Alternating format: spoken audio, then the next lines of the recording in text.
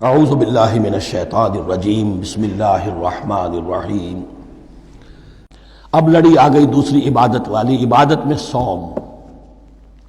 جہاں تک نماز کا ذکر ہے تو وہ تو مکی صورتوں میں اس کا بے تحاشا مرتبہ ذکر موجود ہے، لیکن یہاں جو ہے معاملہ صوم، اس سے پہلے مکی دور میں صوم کا کہیں کوئی تذکرہ ہی نہیں، نہ عربوں میں اس کا رواج تھا۔ یہ لفظ بھی عربی زبان میں تھا گھوڑوں کے لیے، گھوڑے روزہ رکھتے تھے۔ رکھتے کیا تھے بیچارے؟ انہیں رکھوایا جاتا تھا، کیونکہ عربوں کا جو معاملہ تھا وہ لوٹ مار، غارت گری، اور اس کے لیے انہیں چاہیے تیز رفتار سواری، جاؤ حملہ کرو، لوٹو مارو اور بھاگو۔ اونٹ جو ان کی فضا اور ان کے ماحول کے لیے مناسب تھا وہ زیادہ تیز دوڑ نہیں سکتا، اپنی اس ضرورت کے لیے گھوڑا چاہیے تھا۔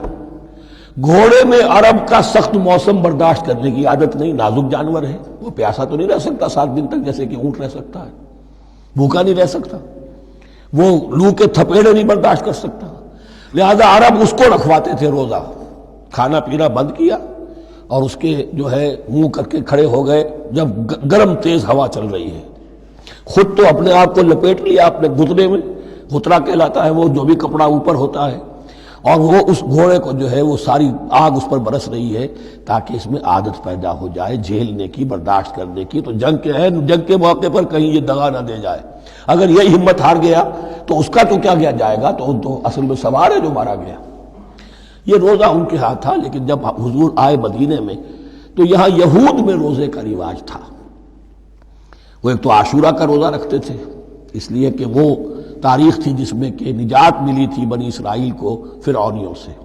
پہلے یہ کہ ہر مہینے میں 3 روزے، اب اگر 30 کے 30 روزے ایک ہی مہینے میں فرض کر دیے گئے ہوتے اور وہ ہوتے جون جولائی کے تو جان نکل جاتی۔ بہترین تدبیر یہ کی گئی ہر مہینے میں، اور یہ موسم سارے آ رہے ہیں اس میں۔ پھر کچھ عرصے کے بعد یہ رمضان کا روزہ فرض کیا گیا۔ پہلا جو روزہ تھا 3 دن کا، اس میں یہ بھی تھی اجازت کہ جو اگر مسافر نہیں ہے، بیمار بھی نہیں ہے، طاقت رکھتا ہے روزہ رکھنے کی، پھر بھی روزہ نہ رکھے تو اس کا فدیہ یہ ہے کہ 1 مسکین کو کھانا کھلائے۔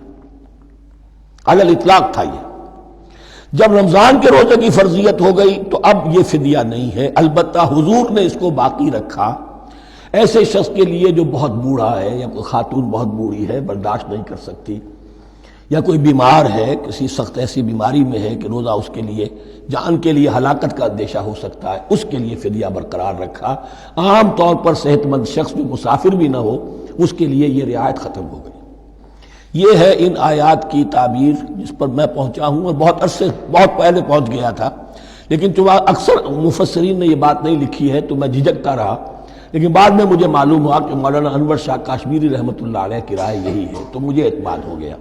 اور پھر مجھے اس کا ذکر جو ہے یہ تفسیر کبیر میں امام راضی کے ہاں بھی مل گیا کہ متقدمین کے ہاں یہ رائے موجود تھی کہ پہلی 2 آیتیں جو ہیں اس روزے سے متعلق، یہ رمضان کے روزے سے متعلق نہیں ہیں، بلکہ وہ 3 ہر مہینے کی 13، 14 اور 15 ایام 20 کے روزے حضور نے بعد بھی رکھے ہیں نفلاً، لیکن شروع میں یہ 3 روزے رکھنے کا حکم دیا گیا تھا۔ پہلی 2 آیتیں اس 6 آیتوں پر مشتمل رکوع، اور یہ ایک عجیب مقام ہے۔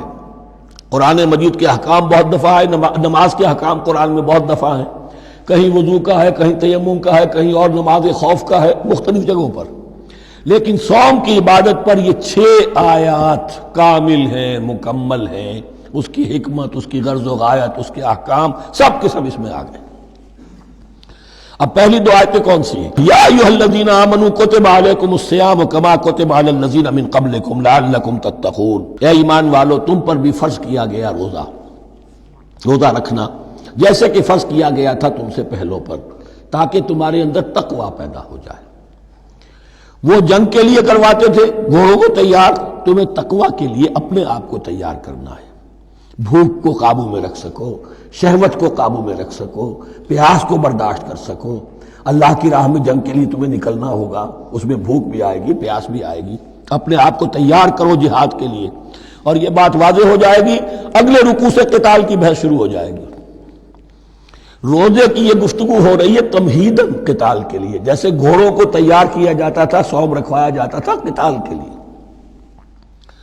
ایام معدودات، گنتی کے چند دن ہیں، یہ گویا کہ ثبوت ہے اس کا کہ یہ 2-3 دن سے زیادہ، معدود جو ہے وہ عربی زبان میں 9 سے زیادہ نہیں ہو سکتا. معدودہ جب آئے گا، ایام معدودات، یہ جمع جو ہے جمع قلت کہلاتی ہے. معدودات، معدودہ بڑی سے بڑی رقم ہو سکتی ہے، لیکن معدودات جمع قلت ہے.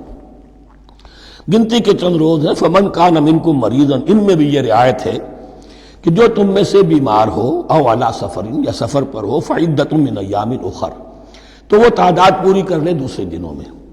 وعلی الذین یطیقونہ، اور جو اس کی طاقت رکھتے ہوں، فدیۃ طعام مسکین، وہ فدیہ دے ایک مسکین کا کھانا کھلانا. ان آیات کی تفسیر میں جیسا کہ میں نے عرض کیا مفسرین کے بہت سے اقوال ہیں، اب میں اس کی بحث میں نہیں جا سکتا. جو میں نے اپنے مطالعے کے بعد رائے قائم کی ہے میں صرف وہی بیان کر رہا ہوں کہ اس وقت، اور یہ امام راضی کے الفاظ ہیں، کہ یہ فرضیت علی التعیین نہیں تھی بلکہ علی التخییر تھی.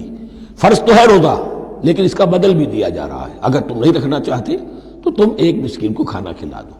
تو گویا کہ تدریجاً انہیں لانا تھا، چونکہ اس بات کے وہ پہلے سے عادی نہیں تھے.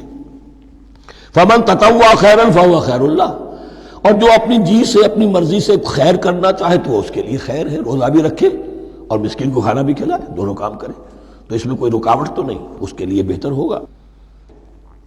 وَأَن تَصُومُوا، اور دیکھو اگر روزہ رکھو، خیر لکم ان کنتم تعلمون، یہ تمہارے لیے بہتر ہے اگر تم جانو. اب یہاں بھی ایک طرح کی رعایت کا انداز ہے. صدق اللہ العظیم.